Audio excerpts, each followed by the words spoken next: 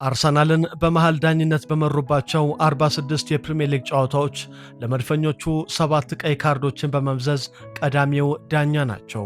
ባለፉት 16 የውድድር ዘመናት በፕሪሚየር ሊጉ ለሊቨርፑል ተጫዋቾች ከየትኛውም ክለብ በበለጠ 118 ቢጫ ካርዶችን አሳይተዋል። ቼልሲን በሁለት የኤፍኤ ካፕ ፍጻሜዎች መርተው በሁለቱም ከሰማይ ለባሾቹ ሁለት ተጫዋቾችን በቀይ ካርድ አሰናብተዋል።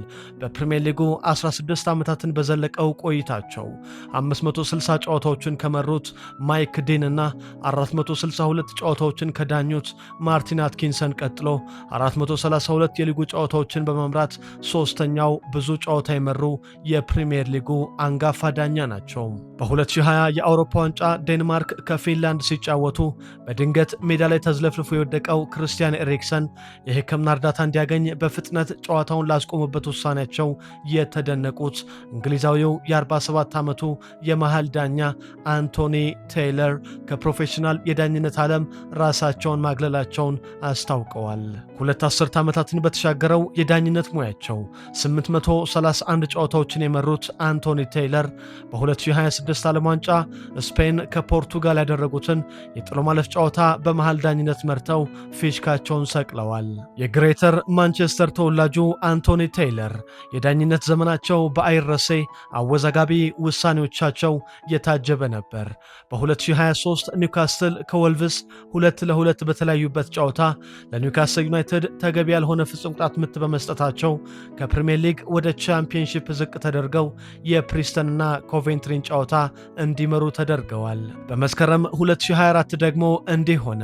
ቼልሲ ከሜዳ ውጪ ቦርንመዝን 1-0 ባሸነፈበት ጨዋታ የቼልሲ 8 ተጫዋቾችን ጨምሮ ለ14 ተጫዋቾች ቢጫ ካርድ በማሳየታቸውና ጨዋታውን መቆጣጠር ባለመቻላቸው በቀጣዩ ሳምንት ከመሃል ዳኝነት ወደ አራተኛ ዳኝነት ዝቅ ተደርገዋል። በ2023 የዩሮፓ ሊግ ፍጻሜ ሃንጋሪ ቡዳፔስት ላይ የጆዜ ሞሪኒሆ ሮማ በሴቪያ በመለያ ምቶች ሲሸነፍ ከሮማ ደጋፊዎችና ከአሰልጣኝ ጆዜ ሞሪኒሆ የደረሰ ባቸው ተቃውሞና ጥቃት በትልቁ የሚታወስ ነው። በሴቪያ ሽንፈት የገጠማቸው ጆዜ በጨዋታው የዳኝነት በደል ደርሶብናል በማለት አንቶኒ ቴይለርን በስታዲየሙ የመኪና ማቆሚያ ውስጥ ጠብቀው ሲሳደቡ ለገላጋይም ሲያስቸግሩ ታይተዋል።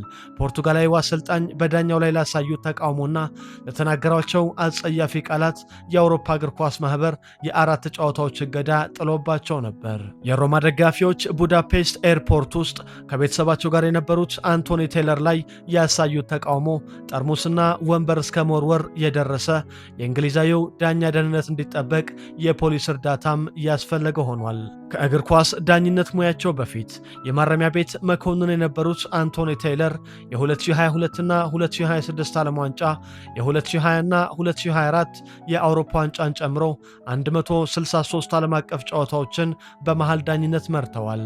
በ2006-2007 የውድድር ዓመት ዳኝነት የጀመሩት አንቶኒ ቴይለር በ2010 ወደ ፕሪሚየር ሊጉ የዳኝነት እድገት አግኝተዋል። ለ14 ዓመታት ደግሞ በፊፋ የዳኞች ዝርዝር ውስጥ ቆይተዋል።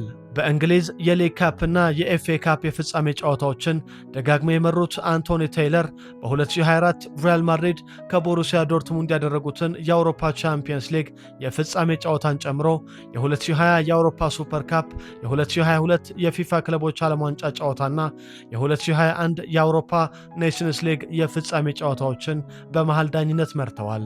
በእንግሊዝ ፕሪሚየር ሊግ ለዳኞች የተቀመጠ ይፋዊ የዕድሜ ጣሪያ ባይኖርም በ47 ዓመታቸው ከዳኝነት ዓለም የተገለሉት አንቶኒ ቴይለር ለቤተሰቦቻቸውና ጓደኞቻቸው እንዲሁም ለረዳት ዳኞቻቸው ጋሪ ቤስዌክና አዳም ኑን ምስጋና አቅርበዋል።